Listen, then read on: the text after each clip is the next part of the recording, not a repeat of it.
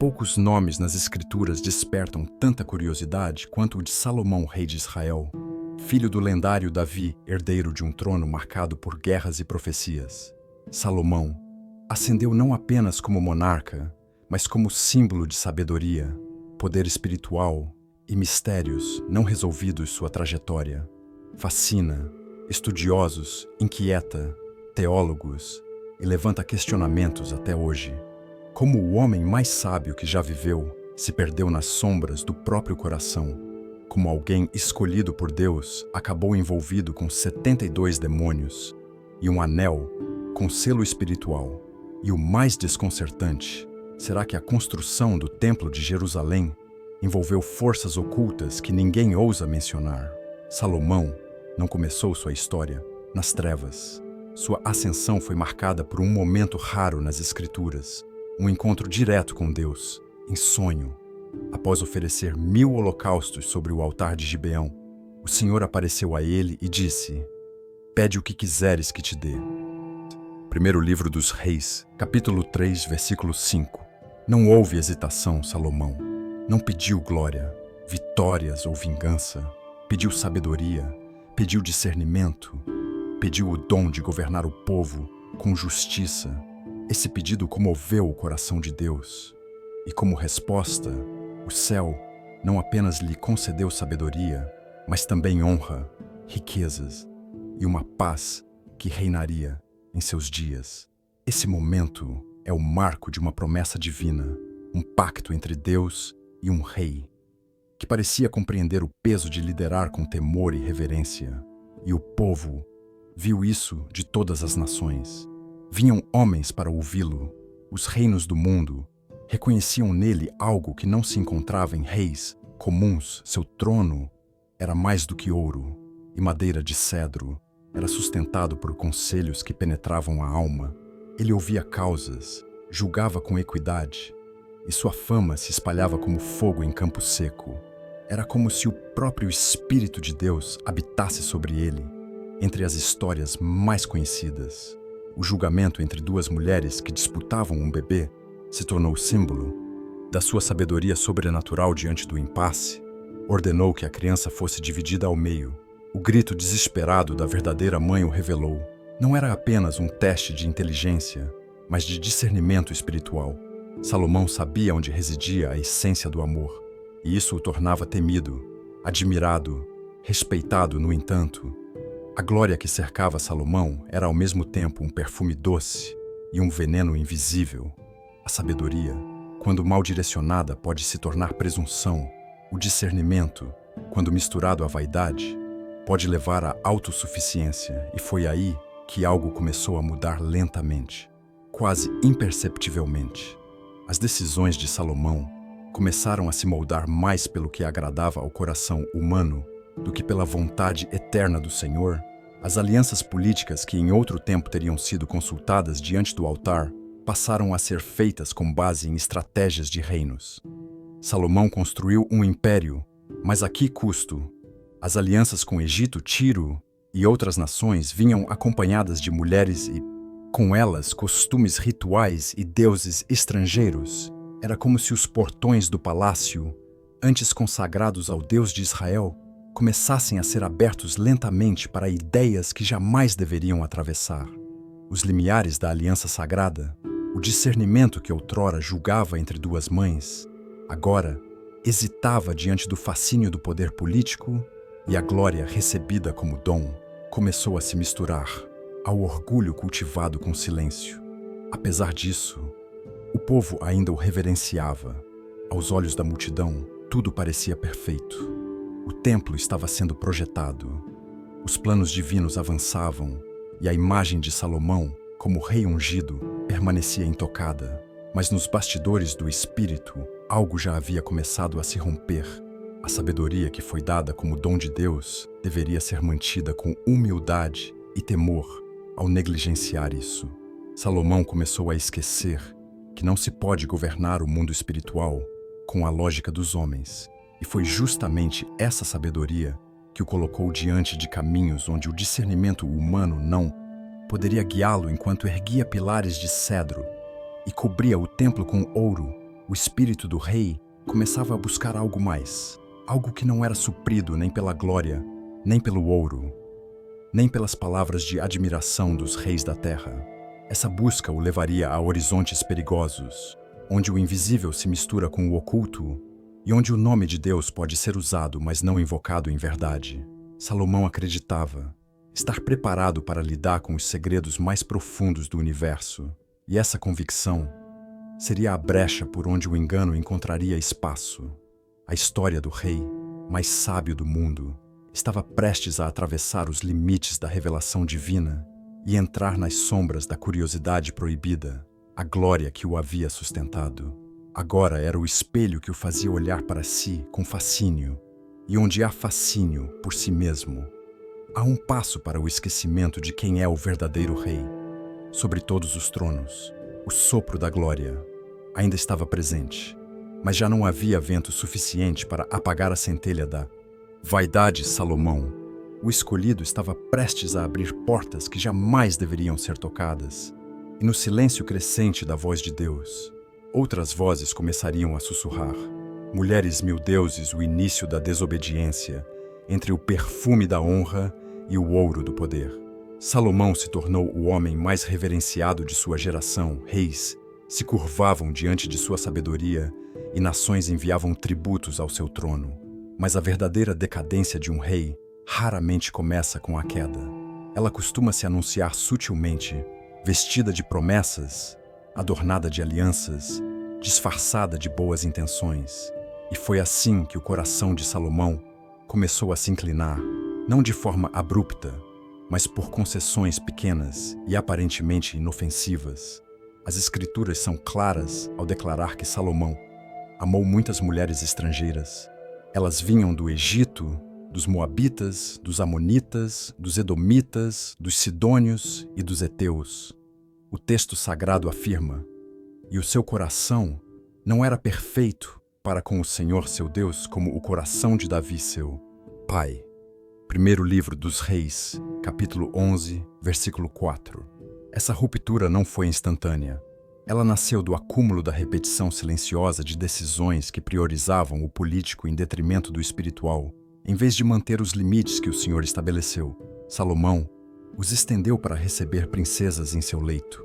Mulheres que traziam não apenas beleza e alianças, mas também deuses, crenças e rituais de outros reinos ao todo. Foram 700 esposas, princesas e 300 concubinas. Não eram números vazios, mas reflexos de um coração dividido, repartido entre o altar do Deus verdadeiro e os desejos de uma carne seduzida. E cada mulher, ao ser acolhida, trazia consigo um altar, uma imagem, um cântico estranho.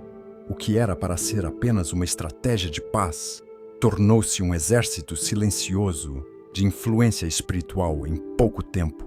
Erguiam-se colinas com altares para Astarote, a deusa Sidônia, e para Moloque, a abominação dos amonitas. Sacrifícios que jamais foram ordenados por Deus passaram a queimar nas terras de Israel, com o consentimento do rei, que havia pedido sabedoria. A idolatria não chegou com violência. Ela veio adornada com ouro, veludos e promessas de unidade entre os povos. Salomão, fascinado por tantas culturas, começou a permitir práticas que seu pai Davi jamais toleraria.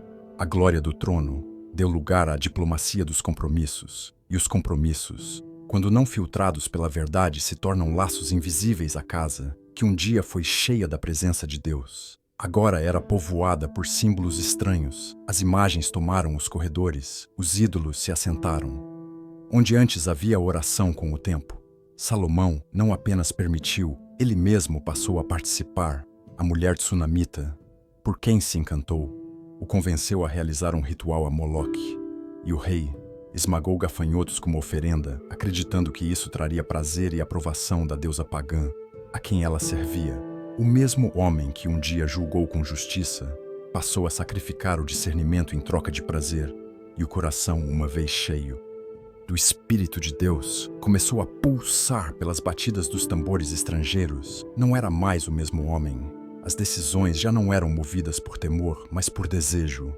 A sabedoria que outrora o levava a ver além das palavras agora se calava diante de rostos bonitos e vozes suaves.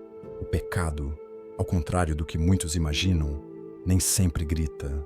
Às vezes, ele sussurra com doçura, até que o homem já não perceba mais que está preso. E foi assim que Salomão, sem perceber, começou a se tornar escravo daquilo que acreditava. Controlar os sacerdotes, que antes consultavam o rei, passaram a se calar. Os profetas que denunciavam os desvios desapareceram dos registros nesse período. A idolatria não era mais segredo. Era visível, era pública, era normalizada. Israel, seguindo o exemplo do seu líder, começou a adotar práticas similares.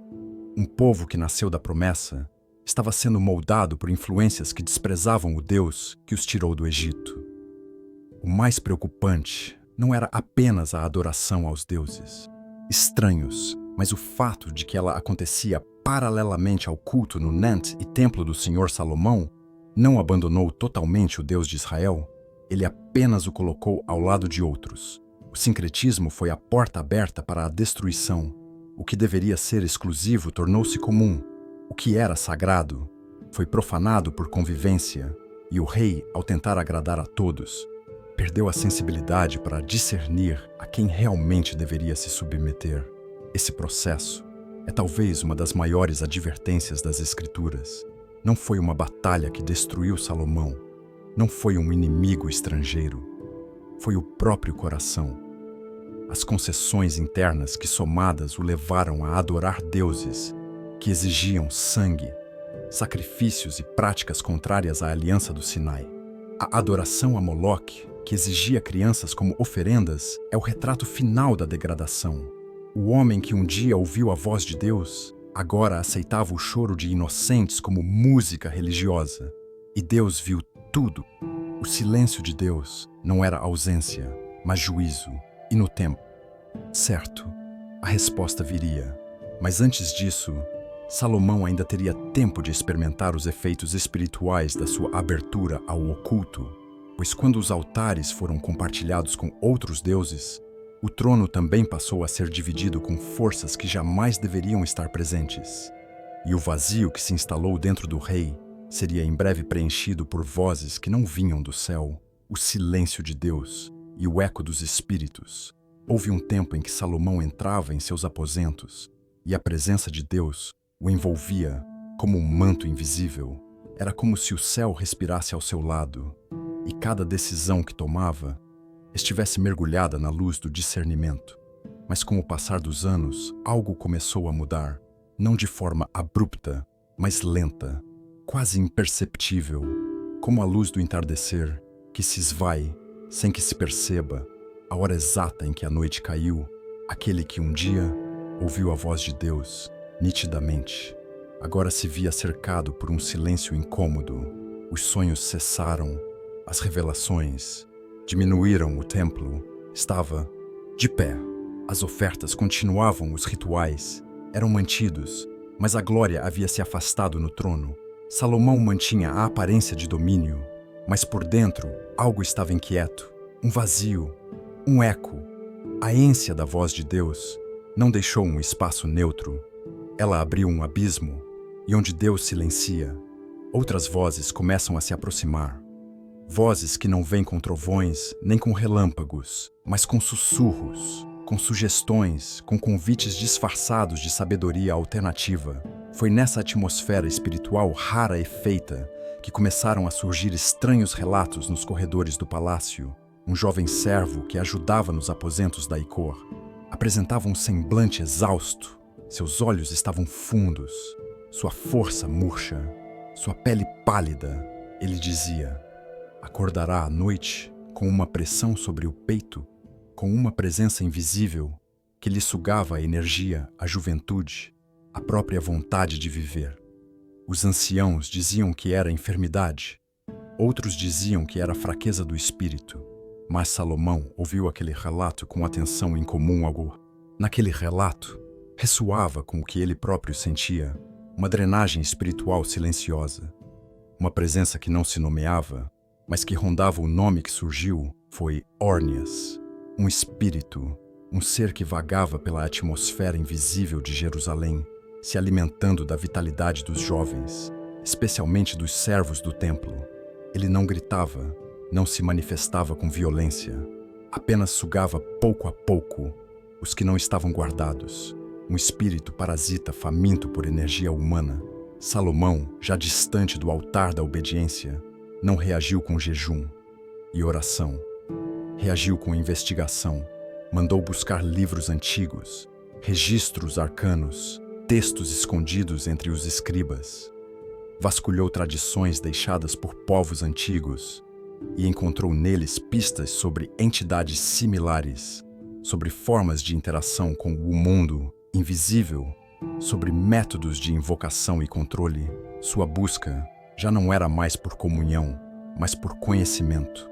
Um tipo de sabedoria que não vinha mais de cima, mas que ele acreditava poder extrair por suas próprias mãos. O palácio, antes adornado pela presença do Espírito de Deus, começou a ganhar salas reservadas, espaços selados onde ninguém entrava, exceto o rei e seus escribas mais íntimos.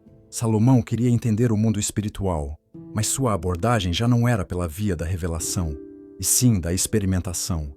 Não era mais o profeta que esperava.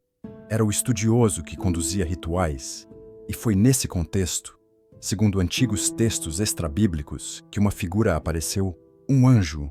Os registros do chamado Testamento de Salomão descrevem esse momento como um encontro com Gabriel, o mesmo mensageiro celestial que anunciaria o nascimento do Messias séculos depois.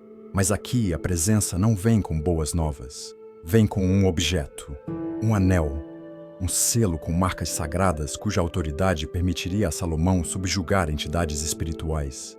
A entrega do anel é envolta em mistério. Alguns textos sugerem que foi uma concessão divina, outros que foi um teste. Mas uma coisa é certa: Salomão não hesitou em usá-lo assim. Que o anel tocou sua pele. Salomão ordenou a manifestação de Órnias e o espírito se apresentou, não com gritos, mas com um lamento sutil. Estava preso, sujeito à autoridade daquele selo. O rei havia conseguido o que desejava, controle. Mas nem todo controle é um sinal de bênção. Às vezes, é uma exposição do estado do coração Salomão, que antes discernia entre duas mães com sabedoria vinda dos céus. Agora interrogava um espírito com base em conhecimentos que não haviam sido revelados por Deus. Ornias confessou que buscava os jovens que sugava sua força e que era apenas um dentre muitos. Salomão, intrigado, perguntou: quantos? Eneas respondeu com relutância que havia outros, muitos outros nomes, rostos, formas, especialidades. Não era um único espírito isolado, era uma legião oculta, à espreita Salomão. Então quis saber mais, queria entender, catalogar, classificar, e o que era para ser um episódio isolado, tornou-se o início de uma jornada perigosa. A partir daquele momento, o rei começou a invocar outros, espíritos um por um. Ele os chamava, os prendia com o anel, os interrogava, os registrava, perguntava suas funções, seus poderes, suas fraquezas. Os nomes eram escritos, as habilidades anotadas. Salomão estava formando um catálogo do inferno, e cada nova entidade capturada trazia mais fascínio, mais domínio, mais silêncio. Sim, o silêncio de Deus permanecia, e era como se esse silêncio alimentasse ainda mais a busca do rei. Se o céu não respondia, ele buscaria as profundezas órneas, não era o único. Havia dezenas e mais tarde, ele descobriria que havia 72 nomes, 72 funções, 72 rostos do engano, mas ainda não era hora de conhecê-los por hora. Salomão havia aberto apenas a primeira porta, e do outro lado dessa porta, uma sombra o aguardava sorrindo, pois sabia que o maior engano que o inferno pode oferecer a um homem não é o terror, mas o poder. O selo brilhava, o rei sorria, mas do lado de fora do palácio, as nuvens começavam a escurecer. O Deus que antes falava no silêncio, agora se calava em juízo, e o homem que dominava espíritos começava sem perceber a ser dominado por seu próprio desejo de Saberneas, o primeiro demônio, e o selo do anel. O palácio já não era apenas o centro político de Israel aos olhos dos homens. Era uma fortaleza dourada, símbolo de grandeza, sabedoria e domínio. Mas por trás das colunas de cedro e dos tapetes da Fenícia, entre as paredes espessas e as câmaras interiores, algo se transformava. O rei outrora, envolto pela glória do Deus de seus pais, agora caminhava entre segredos, sombras e vozes que nenhum outro homem ousava ouvir. A presença de Órnias no reino abriu um novo território espiritual para Salomão. Ele não era mais apenas o governante de um povo escolhido, mas um explorador de domínios que sequer os profetas haviam se atrevido a tocar. O selo que recebeu, segundo os antigos relatos, trazia em si uma marca celestial. Era circular com inscrições misteriosas e carregava um poder que os espíritos pareciam reconhecer. Nenhum deles ousava se aproximar enquanto o rei o mantinha em mãos. Órnias foi o primeiro a se manifestar sob o efeito do anel. Sua forma era descrita como mutável, capaz de assumir feições humanas à noite e de transformar-se em sombra ao amanhecer. Quando confrontado, não atacou, gemeu, implorou e, por fim, falou. Disse que era um espírito destinado a vagar entre os homens, sugando o vigor da juventude, drenando energia daqueles que ainda tinham força e propósito. Revelou que atuava principalmente entre os servos, os simples, os sem cobertura espiritual. Salomão, fascinado, não demonstrou temor. Anotou tudo. Quis saber por Órnias. Agia assim. De onde vinha seu poder? Qual era seu nome original? A quem servia? O espírito respondeu, como hesitação, como se estivesse sendo forçado a falar por uma autoridade que não compreendia, mas que era irresistível. O selo o aprisionava.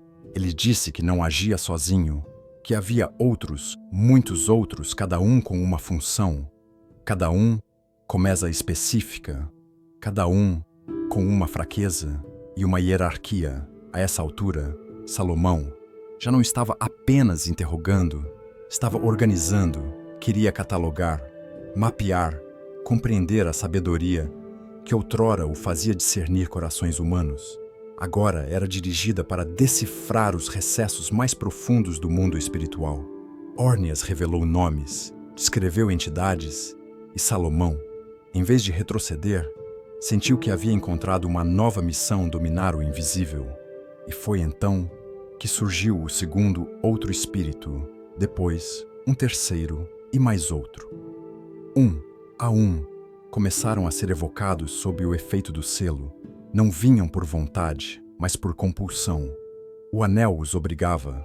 Alguns gritavam, outros choravam, alguns apenas sussurravam, mas todos se curvavam. E cada nome era registrado com cuidado, cada habilidade descrita em detalhes. Salomão agora sabia quais espíritos causavam doenças, quais geravam discórdias, quais traziam loucura. Sabia quais habitavam o vento, quais vagavam pela noite, quais mergulhavam nos olhos dos que não vigiavam o rei, que um dia pediu sabedoria para discernir entre o bem e o mal. Agora mergulhava no mal, tentando compreendê-lo com a frieza de um juiz. Mas o problema é que o mal não se deixa estudar sem deixar marcas. Ele observa quem o observa. Ele toca quem tenta dominá-lo. Salomão mandou erguer uma câmara secreta abaixo do palácio. Era lá que interrogava os espíritos. Era lá que os mantinha sob controle. Acreditava que estava fazendo algo grande, talvez até nobre. Alguns textos posteriores sugerem que ele dizia estar conhecendo os inimigos de Deus para melhor combatê-los. Mas os métodos que usava não vinham da Torá, não vinham dos profetas. Vinham de grimórios, de fórmulas antigas, de tradições herdadas de povos que Israel deveria ter destruído. Entre os registros feitos por Salomão, o nome de Órnias aparece várias vezes. Ele se tornou uma espécie de intérprete, um guia entre o rei e os outros espíritos. Salomão passava horas em diálogo com ele, aprendendo estruturas, hierarquias, intenções. A essa altura, o selo havia se tornado mais do que um instrumento, era símbolo de poder e Salomão passou a usá-lo com frequência em reuniões, em julgamentos, em sonhos. O selo o protegia, mas também o isolava cada vez mais distante dos sacerdotes, dos profetas, da presença divina, cada vez mais mergulhado em um universo onde o bem e o mal não eram mais absolutos, mas peças em um tabuleiro que ele julgava controlar. E então veio o número Ornias. Falou. Diz que havia uma estrutura antiga, um grupo composto por 72 espíritos, 72 nomes esquecidos pelo tempo, 72 seres que haviam participado da rebelião ancestral, quando os filhos de Deus tomaram para si as filhas dos homens, conforme descrito no livro de Gênesis.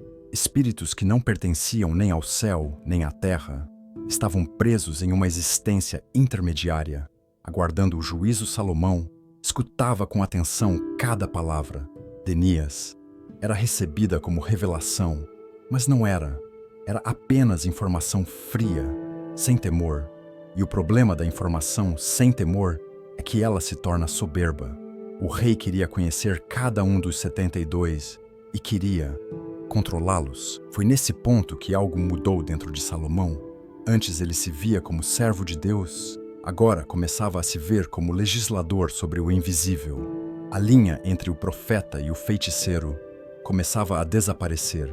Ele não pronunciava encantamentos, não oferecia sacrifícios aos demônios, mas usava o nome de Deus para subjugá-los, como se o nome do Eterno fosse uma chave em suas mãos, e não uma presença diante da qual ele deveria se prostrar. Ornias foi apenas o primeiro, mas através dele, Salomão abriu um portal, um caminho sem volta. O selo funcionava. A autoridade era real, mas a origem da unção havia se esvaído. E quando um homem continua operando, mesmo após a unção ter se retirado, ele se torna um risco para si mesmo e para todos. Ao seu redor, as câmaras espirituais foram se tornando mais profundas, os interrogatórios mais ousados, os textos mais antigos e o silêncio de Deus, agora total, era preenchido por uma falsa sensação de progresso.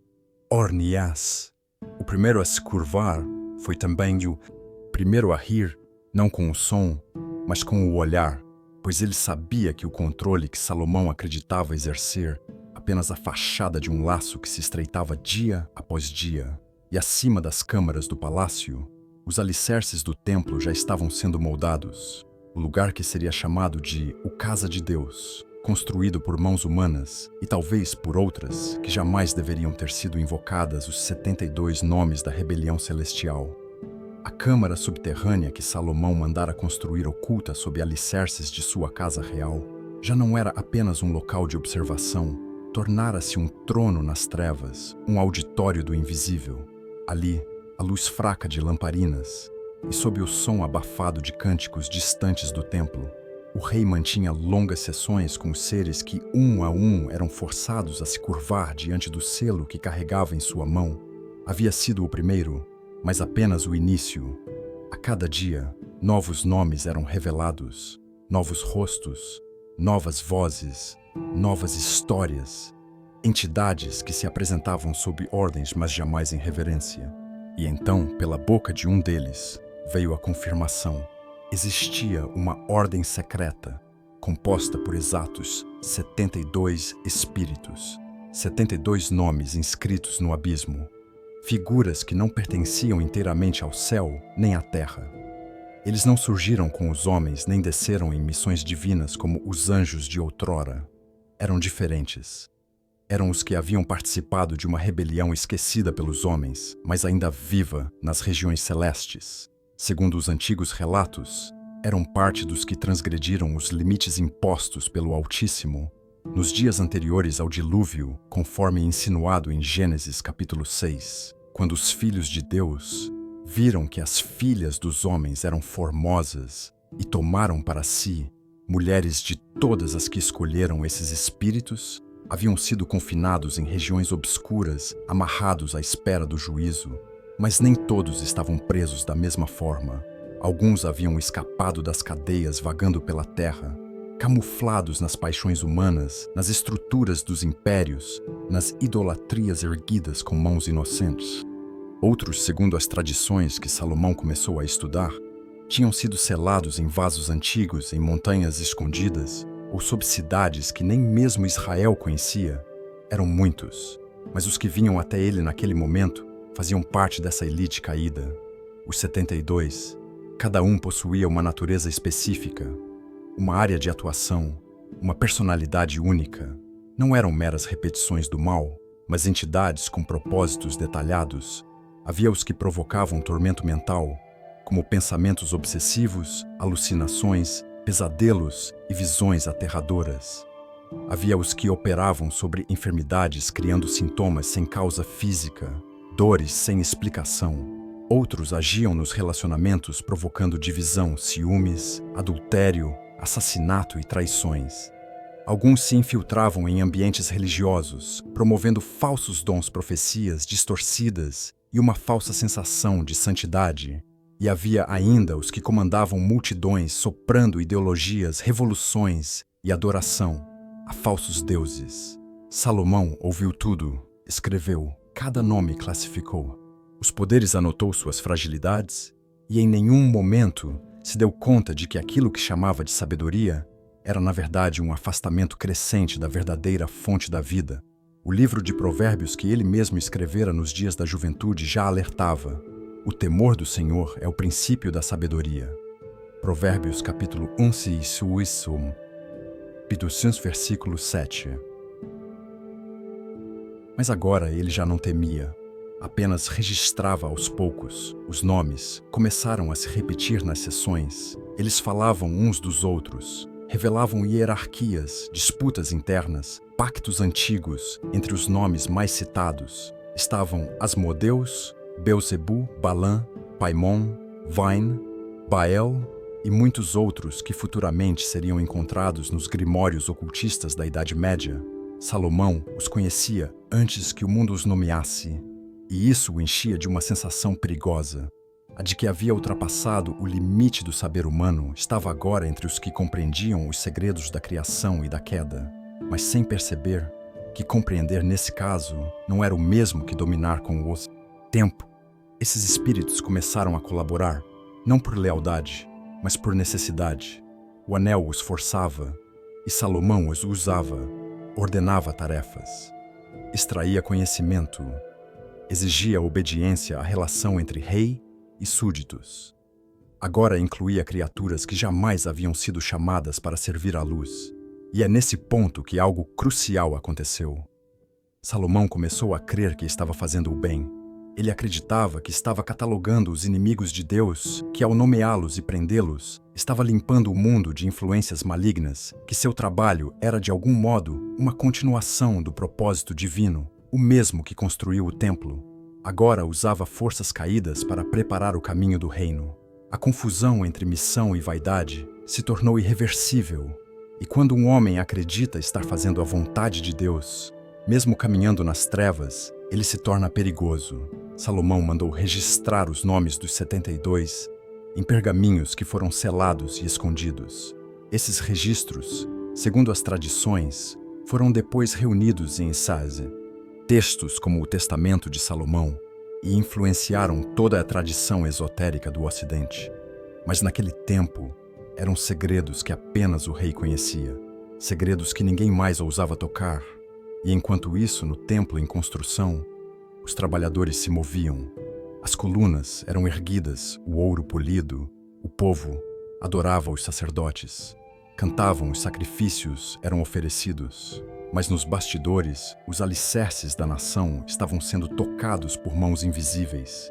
Mãos que jamais deveriam estar presentes em qualquer obra consagrada ao Deus de Israel. Os 72 demônios obedeciam, mas não adoravam. Serviam, mas não se rendiam. E isso, para qualquer homem, deveria ser um sinal claro de que algo estava errado.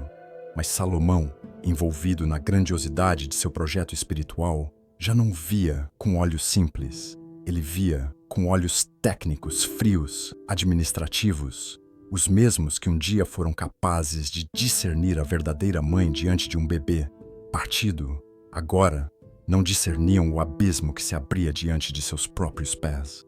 Os espíritos relataram histórias, falaram da criação, da queda de Lúcifer, dos dias antes do dilúvio da corrupção das cidades antigas, da destruição de Sodoma e Gomorra.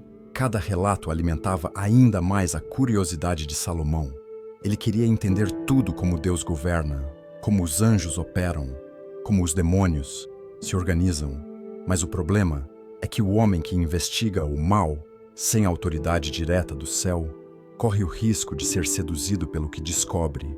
E, de fato, algo começou a mudar. Os sonhos de Salomão passaram a ser perturbados. Vozes o chamavam à noite. Nomes sussurravam quando ele se deitava durante os banquetes. Sombras dançavam entre as tochas. Os rostos das concubinas lhe pareciam estranhos, como se escondessem identidades que não eram humanas. Ele continuava operando, mas já não dormia bem, já não sorria, já não escrevia. E em Provérbios, seu espírito estava ocupado demais, tentando compreender forças que foram criadas para nunca serem adoradas. Ainda assim, o catálogo avançava. O número de 72 foi confirmado, reafirmado, selado. Era um ciclo completo, um exército espiritual invisível, escondido aos sobros da história, mas que agora, pela mão de um rei, havia sido nomeado, classificado e reorganizado. O que ele faria com esse poder ainda era incerto, mas uma coisa era clara: os portões haviam sido abertos, e os que passaram por eles jamais voltariam por vontade própria. A presença de Deus, por sua vez, continuava em silêncio. Um silêncio que gritava, pois às vezes o maior juízo de Deus não é a punição, mas a ausência. E no vazio da presença, Salomão se afundava cada vez mais na ilusão de que controlava aquilo que na verdade o observava com paciência, aguardando o momento certo para se rebelar. Os 72 esperavam a construção do templo e a ajuda proibida. Antes de continuarmos, se este conteúdo tem abençoado sua vida curta, comente e compartilhe. Se inscreva no canal e, se quiser abençoar o canal, clique no botão Valeu e deixe uma oferta de qualquer valor ou se torne membro.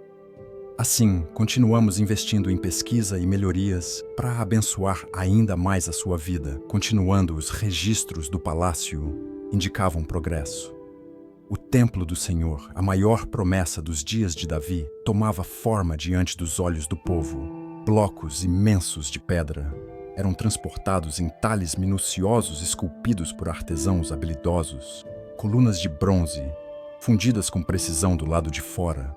Tudo era esplendor. Os sacerdotes comemoravam as tribos, reconheciam o cumprimento da antiga promessa. Era a casa de Deus erguida no Monte Sião, como profetado. Mas sob esse mesmo solo, nas profundezas ocultas do palácio, os 72 nomes continuavam sendo chamados um por um, não para adorarem, mas para trabalharem. Salomão havia cruzado um limite invisível. Não era mais apenas o homem que controlava os espíritos. Agora ele os empregava. A tarefa ajudar na construção do templo. Os antigos relatos que cercam essa fase, embora não canônicos, apontam para algo que, mesmo figurado, revela um dilema espiritual profundo: a mistura entre o sagrado e o profano, a utilização de entidades espirituais corrompidas para erigir um lugar que deveria ser exclusivamente santo templo, que fora projetado como morada do Altíssimo. Agora recebia, mesmo que ocultamente, o suor e a força de seres que haviam se rebelado contra o céu. As tarefas executadas por esses seres, segundo os textos, iam além do possível. Para mãos humanas, moviam pedras que 1000 homens não moveriam, fundiam metais em temperaturas que nenhuma fornalha da época suportaria, criavam mecanismos de transporte e arquitetura que ultrapassavam a tecnologia do século.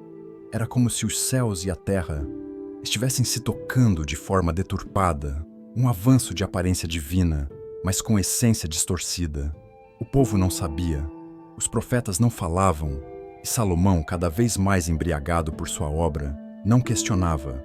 Afinal, o templo estava sendo construído. Era isso que importava. Não. Mas a Escritura Sagrada sempre advertiu sobre o tipo de fundação sobre a qual se ergue qualquer obra. O salmista já havia declarado com sabedoria herdada de gerações passadas: Se o Senhor não edificar a casa, em vão trabalham os que a edificam.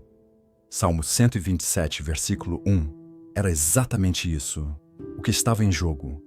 O templo era edificado, sim, mas quem o estava edificando? A realidade espiritual que Salomão dominava, com aparente autoridade, já começava a apresentar sinais de desgaste. Os 72 demônios, antes submissos, tornavam-se impacientes. Alguns resistiam à invocação, outros mentiam nas respostas. O anel ainda funcionava, mas a atmosfera nas sessões já não era a mesma. Salomão começava a sentir calafrios, arrepios, uma opressão invisível que se acumulava nos corredores ocultos da câmara. Mesmo assim, insistia. A obra não podia parar. A construção do templo tornou-se para ele uma obsessão, um legado, uma forma de eternizar seu nome entre os homens e talvez aplacar o silêncio de Deus, que continuava absoluto. Mas o Senhor não habitava em obras feitas por mãos humanas, dizia o futuro livro dos Atos, e mesmo quando escolheu habitar entre o povo, sempre exigiu pureza, separação, santidade. Era isso que o tabernáculo do deserto simbolizava. Cada cortina, cada utensílio, cada ritual apontava para um Deus que é santo, que não compartilha sua glória com outro. Mas ali nos bastidores da construção, havia outros olhos observando. Não eram os olhos de querubim sobre a arca, eram olhos de seres que um dia brilharam nos céus, mas caíram como estrelas abatidas, os mesmos que foram lançados para a terra e que agora, sob a autoridade forçada, ajudavam a levantar a habitação do Deus que um dia os expulsara. A ironia espiritual dessa realidade era por si só um grito de alerta.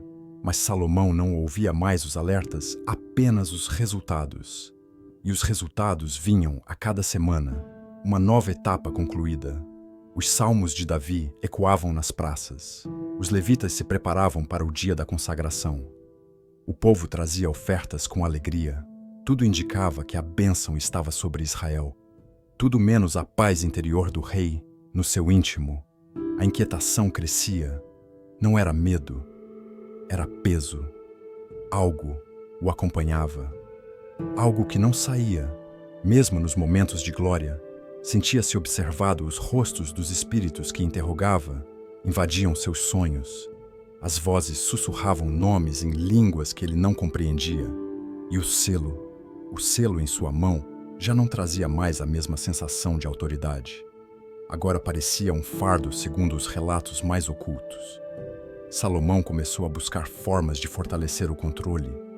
Reforçou os rituais, prolongou os períodos de interrogatório, buscou novos textos de proteção espiritual vindos de terras distantes, incorporou símbolos egípcios, fórmulas babilônicas, misturas de tradições que nunca deveriam ter sido colocadas lado a lado com os mandamentos do Deus de Israel. A mistura aumentava, e com ela a corrupção daquilo que à vista do povo ainda parecia sagrado. O templo estava quase pronto. Faltavam apenas detalhes, mas a base já estava lançada. Uma base onde o visível e o invisível se misturavam, onde as mãos de homens e os poderes de anjos caídos operavam lado a lado. Era a obra mais bela já construída em Jerusalém. Mas quem olhasse com os olhos do espírito saberia havia rachaduras que nenhum cinzel podia corrigir. E Deus ainda permanecia em silêncio. Esse silêncio que começou com a desobediência. Agora era o cenário constante da alma de Salomão. Ele já não orava como antes, suas orações eram discursos, suas palavras fórmulas. A comunhão deu lugar à manipulação.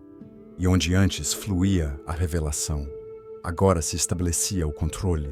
O templo, sim, seria consagrado à glória de Deus. Sim, desceria, mas o preço por tudo aquilo ainda seria cobrado, pois Deus pode por vezes honrar a fé de um povo, mesmo quando seu líder está corrompido. Ele pode responder ao clamor sincero dos que não sabem o que se passa nos bastidores, mas ele não se deixa enganar. E o trono de Salomão, ainda que reluzente, começava a se inclinar. A ajuda proibida, silenciosa e invisível já deixava marcas, e entre as pedras sagradas daquele templo repousavam, e de vozes que não pertenciam ao altar, eco que em breve exigiriam mais do que foram forçados a oferecer, pois nenhuma aliança com as trevas termina sem cobrança. E Salomão ainda não sabia, mas os 72 estavam apenas começando a revelar o que realmente desejavam: a corrupção final. Quando o selo se tornou prisão, o templo estava erguido, as cortinas haviam sido penduradas, os utensílios sagrados consagrados, os levitas afinavam os instrumentos e as trombetas do grande dia estavam prontas para ecoar do lado de fora.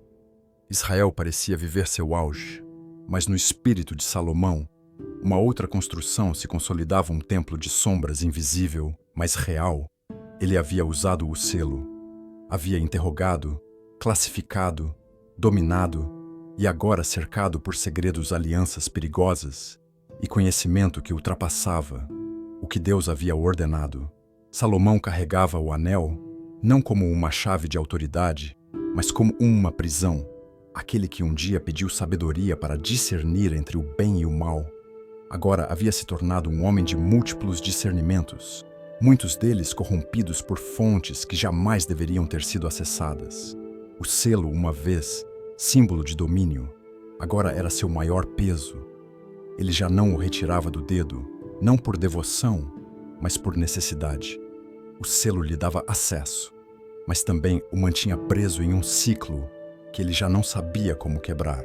O nome de Belzebu começou a surgir com mais frequência nas sessões. Os 72 demônios, antes inquietos e desorganizados, agora pareciam se alinhar em torno de um deles, Belzebu, chamado Enadus. Algumas tradições de Senhor das Moscas era tido como um dos príncipes das hostes caídas. Seu nome, embora não apareça na narrativa original de Salomão, nos livros bíblicos, é mencionado séculos depois por Jesus, no Evangelho de Mateus, capítulo 12, como príncipe dos demônios. Isso sugere que sua influência é duradoura, profunda e silenciosamente organizada, e foi com ele que Salomão quis dialogar segundo os registros não canônicos. Salomão teria tentado convocar Belzebu com o mesmo método usado para os demais, mas algo foi diferente. O ambiente se tornou pesado, o anel tremia. Os escribas temiam entrar na câmara, e quando Belzebu se apresentou, não se curvou como os outros. Olhou nos olhos do rei, sorria, não zombava, apenas observava, como se soubesse que o jogo havia mudado. Belzebu não resistiu à convocação, mas tampouco demonstrou submissão. Ele falou do céu de sua queda, das divisões, nas ordens espirituais das guerras invisíveis travadas entre os séculos. Revelou segredos que até mesmo Salomão, com todo o seu conhecimento, desconhecia, e ofereceu algo mais: poder, não apenas sobre os 72, mas sobre legiões. Disse que Salomão poderia ultrapassar as limitações do mundo visível, governar sobre reinos ocultos, dominar os ciclos da vida e da morte, desde que estivesse disposto a pagar o preço. Esse preço não era imediato. Não envolvia pactos escritos com sangue, nem sacrifícios visíveis. Era mais sutil, mais perigoso. Envolvia a entrega contínua da consciência, a aceitação do controle como vocação, a adoração do poder como fim em si mesmo. E Salomão, já imerso na ilusão de que fazia tudo em nome do bem, não percebeu que começava a se curvar, mesmo sem dobrar os joelhos. Foi assim que o selo se tornou uma prisão. O rei já não invocava os espíritos apenas por curiosidade ou controle. Agora buscava revelações que nenhum profeta de Israel havia tido. Começou a escrever textos que misturavam verdades eternas com revelações dos abismos. Suas palavras, antes inspiradas pela sabedoria divina, passaram a carregar peso, densidade e mistério que confundiam mais do que esclareciam. A presença do Espírito do Senhor, que em seus primeiros dias era constante, agora se tornara intermitente. Não se ausentara por completo, pois Deus ainda honra sua aliança, mas já não falava com clareza, já não direcionava com amor a voz de Deus. Se tornara um eco distante entre os corredores do coração de Salomão. O livro de Eclesiastes, mais tarde atribuído a ele, revela a amargura de quem viu tudo teve tudo, e ao final disse: vaidade de vaidades, tudo é vaidade. Eclesiastes, capítulo 1, Ju Mashemishi ela citarazum, versículo 2. Essa frase não foi escrita por um jovem animado, nem por um sábio em paz, mas por um homem que carregava o fardo de ter ultrapassado limites que nunca deveriam ter sido tocados. O anel, segundo algumas tradições, começou a se aquecer nas mãos do rei. Sua presença incomodava, sua luz escurecia. Salomão antes dormia, mal com pesadelos recorrentes. Sonhava com figuras que o observavam de longe.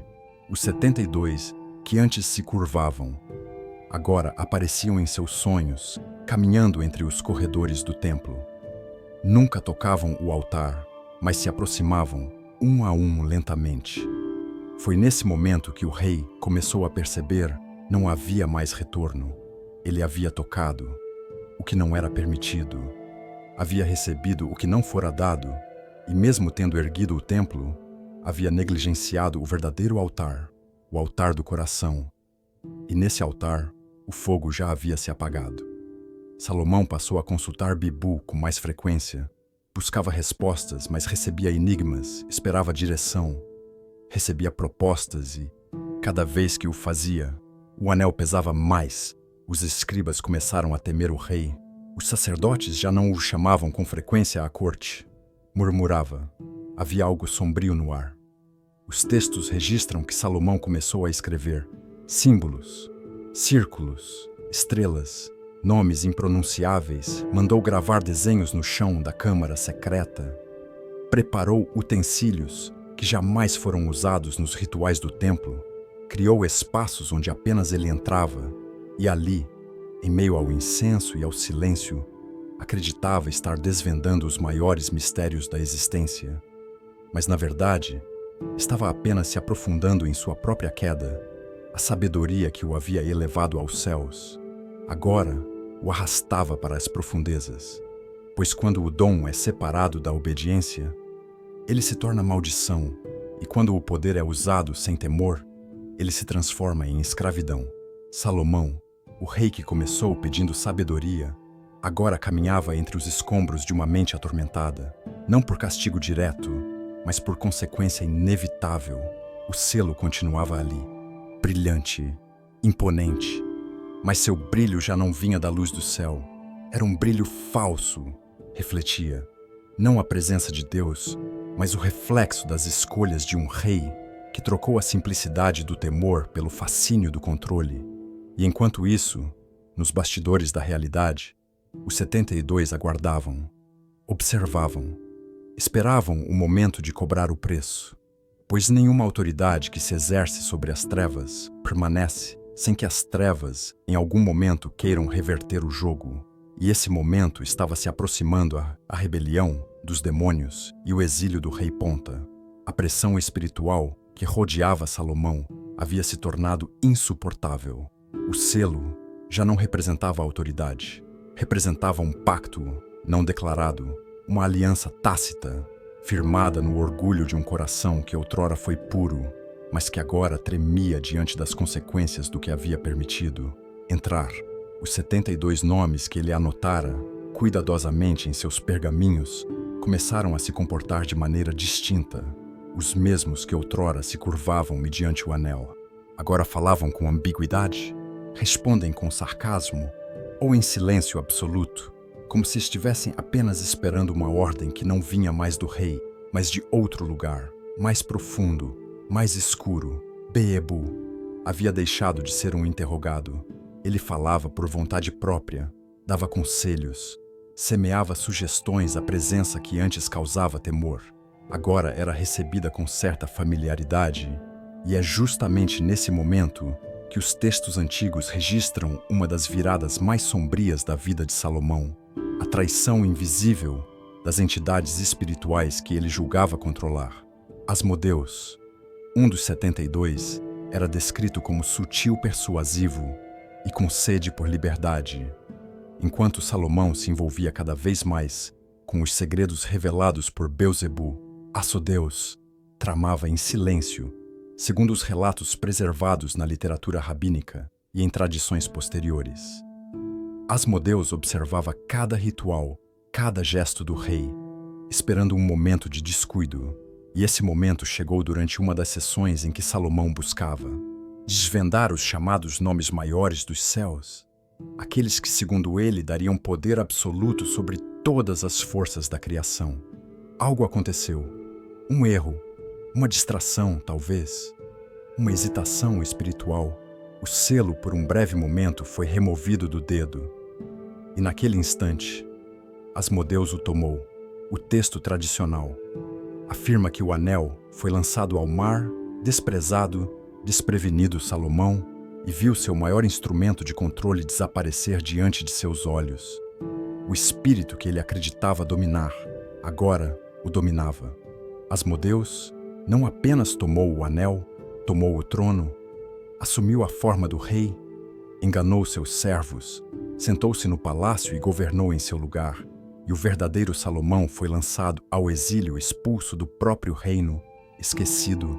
A Bíblia, em primeiro livro dos Reis, capítulo 11, registra que o Senhor se indignou contra Salomão, porquanto desviara o seu coração do Senhor Deus de Israel, que 2 vezes lhe aparecera, embora não mencione diretamente essa queda espiritual, com os 72. O texto sagrado confirma que Deus levantou adversários contra ele. Um deles foi Hadad, o Edomita, outro Resson, filho de Eliada, e também Jeroboão, servo de Salomão, que mais tarde se tornaria rei das 10 tribos do norte. O que os registros espirituais e históricos apontam, portanto, é que o declínio de Salomão foi tanto interno quanto externo. O reino que parecia inabalável começou a ruir. Salomão vagou por terras distantes. Há versões que dizem que foi para a costa do Líbano, outras para o deserto, ao sul de Judá, disfarçado vivendo entre comerciantes, dormindo em casas humildes, trabalhando como servo. Ninguém o reconhecia. O rei mais sábio e mais rico do mundo agora lavava os pés de estrangeiros, trabalhando dia e noite, sem nome, sem glória, sem trono. Aquele que comandou os 72. Agora sequer comandava sua própria identidade. As noites eram cheias de lembranças. Ele via os rostos dos demônios, ouvia os sussurros que antes o bajulavam, mas que agora zombavam. Sentia o peso das palavras que pronunciou, dos segredos que escreveu, das permissões que concedeu. Não havia mais controle, não havia mais voz divina, apenas o silêncio. O mesmo silêncio que começou com as concessões pequenas. Agora havia se tornado absoluto, um silêncio que doía mais que qualquer punição. Mas o exílio é muitas vezes o terreno da redenção.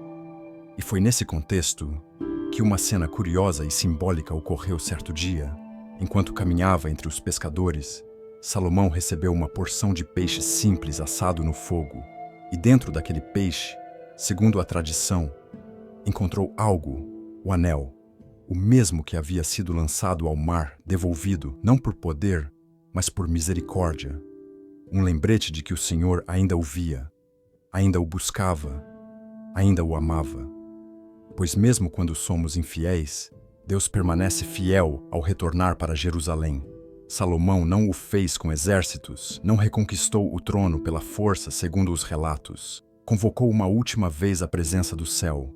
Invocou o nome do arcanjo Rafael, aquele que é descrito em Tobias capítulo 12 como um dos 7 que estão sempre prontos a entrar na presença da glória do Senhor. Rafael, o curador, o restaurador, e foi ele quem, segundo os escritos antigos, libertou Salomão do jugo de Asmodeus e restaurou a ordem em Israel. Mas o rei não era mais o mesmo, não havia discurso, não havia celebração à glória do primeiro tempo. Dera lugar ao peso de uma consciência marcada. O trono foi recuperado, mas o espírito do rei jamais retornou. Ao que era Salomão tornou-se silencioso, introspectivo, já não escrevia com a ousadia de antes os textos do fim de sua vida, como o Eclesiastes, carregam um tom de melancolia, de arrependimento, de constatação tardia, vanidade de vaidades. Tudo é vaidade. A rebelião dos demônios havia deixado cicatrizes, cicatrizes invisíveis, mas profundas. O templo permanecia de pé, mas agora, com a consciência de que por um tempo Forças impuras haviam tocado suas bases. O povo adorava os sacrifícios. Continuavam, mas Salomão já sabia o que foi feito. Não poderia ser desfeito. A misericórdia de Deus permitiu sua restauração, mas os ecos do que ele viu, do que ele soube e do que ele permitiu jamais o deixariam. Os 72, uma vez dispersos, jamais voltaram a se reunir como antes. Mas suas sementes estavam plantadas e seus nomes sussurrados pelos séculos passariam a circular entre os ocultistas, os feiticeiros, os magos. Salomão havia aberto um portal e, mesmo que o tivesse fechado, as rachaduras permaneceram ao fim de sua vida. Salomão já não se apresentava como o rei sábio, mas como o homem que viu tudo o que teve, tudo, e que mesmo assim caiu um aviso, um lembrete, um espelho, porque nenhum homem, por mais ungido que seja, está acima do temor do Senhor. O silêncio de Salomão e o juízo final, o retorno ao trono, não foi uma coroação, foi uma restituição silenciosa. Não houve celebrações públicas nem festas espalhafatosas, apenas o eco contido de um reino que parecia retomar a ordem, enquanto no coração do rei se desenhava uma cicatriz que o tempo não apagaria. Salomão, restaurado ao governo de Israel, voltou ao palácio como um homem envelhecido, não pelo tempo, mas pelo peso do que havia visto, conhecido e feito. O templo estava de pé. As atividades sacerdotais seguiam o povo. Oferecia sacrifícios, cantava salmos, ajoelhava-se no pátio santo. Mas dentro do rei havia um santuário em ruínas. Os textos não registram nenhuma grande realização espiritual de Salomão. Após esse retorno, não há novas orações como a que consagrou o templo. Não há provérbios inspirados como os que fluíam de seus lábios nos primeiros dias. O que existe é o silêncio. Um silêncio que, neste ponto da história, já não vinha apenas de Deus. Era também o silêncio de um homem que viu o que não deveria ver, que usou o que não deveria tocar e que entendeu, tarde demais, que sabedoria sem temor se transforma em condenação. A Escritura é precisa. No primeiro livro dos Reis, capítulo 11, encontramos a sentença final: e o Senhor indignou-se contra Salomão, porquanto desviara o seu coração do Senhor Deus de Israel, que 2 vezes lhe aparecera a menção. A 2 visitas divinas não é acidental. Elas são o testemunho de que Salomão não pecou por ignorância. Ele foi advertido, Deus lhe apareceu, e mesmo assim, ele escolheu andar por caminhos ocultos. Não há registros bíblicos detalhados de sua morte, apenas um relato sóbrio. E dormiu Salomão com seus pais e foi sepultado na cidade de Davi, seu pai. Primeiro livro dos Reis, capítulo 11, versículo 43. Não há visões nem manifestações celestiais. Não há anjos nem voz do céu. Há apenas um fim tão discreto quanto profundo.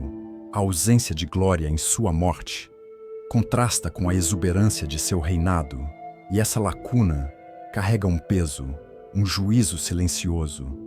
Mas mesmo nesse fim melancólico, há uma mensagem, pois ao analisar sua trajetória completa, algo se revela.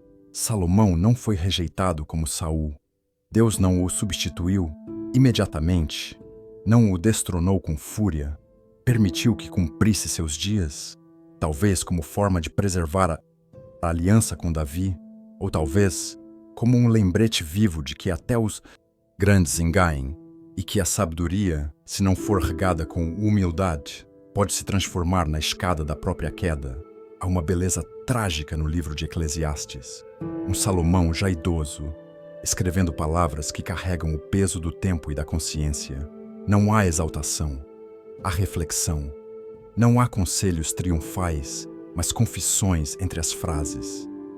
É possível ouvir o lamento de quem descobriu que o verdadeiro sentido da vida não está nas construções, nem no conhecimento, nem no domínio, mas no temor do Senhor. E é isso que ele escreve, como se quisesse deixar registrado o seu último esforço de redenção. De tudo o que se tem ouvido, o fim teme a Deus e guarda os seus mandamentos, porque este é o dever de todo o homem. Eclesiastes, capítulo 12, versículo 13.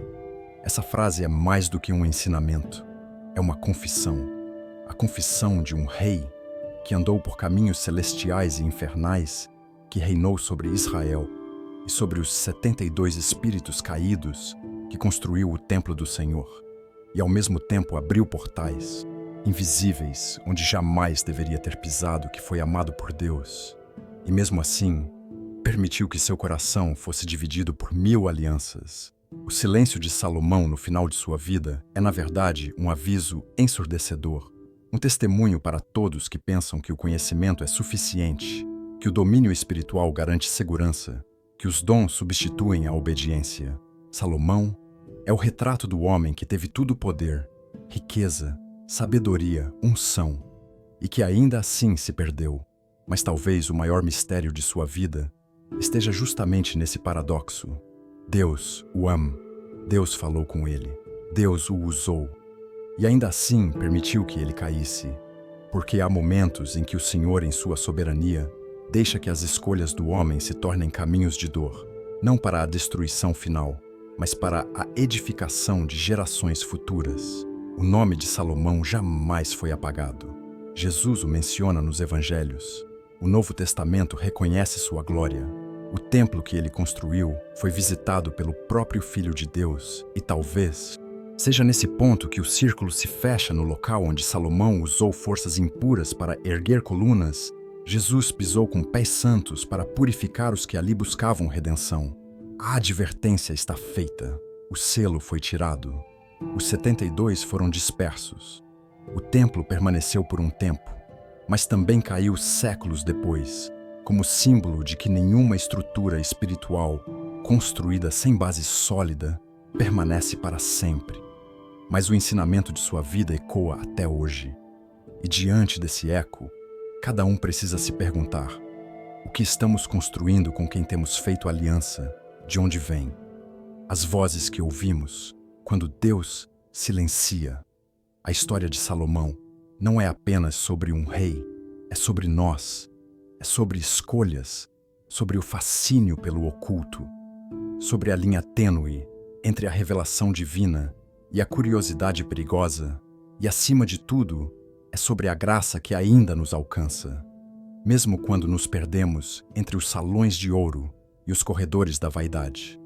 Hoje fomos confrontados com um dos maiores paradoxos das Escrituras, um homem que começou sua jornada ouvindo a voz de Deus e a terminou em silêncio, um rei coroado com sabedoria, riqueza e autoridade que escreveu provérbios que atravessaram gerações, que edificou o templo mais glorioso da história de Israel, mas que ao final de seus dias não deixou registrado um último cântico, nem uma oração ardente. Apenas um suspiro, um lamento escondido entre as linhas de Eclesiastes. Vaidade de vaidades, tudo é vaidade. É doloroso perceber que alguém tão amado por Deus, que teve encontros diretos com o Senhor, que foi privilegiado com dons extraordinários, terminou sua caminhada com um coração dividido. E essa é talvez a maior advertência de toda a sua história, porque Salomão nos revela que dons não são garantia de permanência, que conhecimento não substitui intimidade, que glória humana não preenche o vazio, que só a presença de Deus pode ocupar. Salomão foi grande, mas não foi perfeito. Assim como Davi, seu pai, que apesar de ser homem segundo o coração de Deus, tropeçou em adultério e assassinato. Assim como Moisés, que viu a sarça ardente, que recebeu as tábuas da lei, diretamente das mãos de Deus, mas não entrou na terra prometida.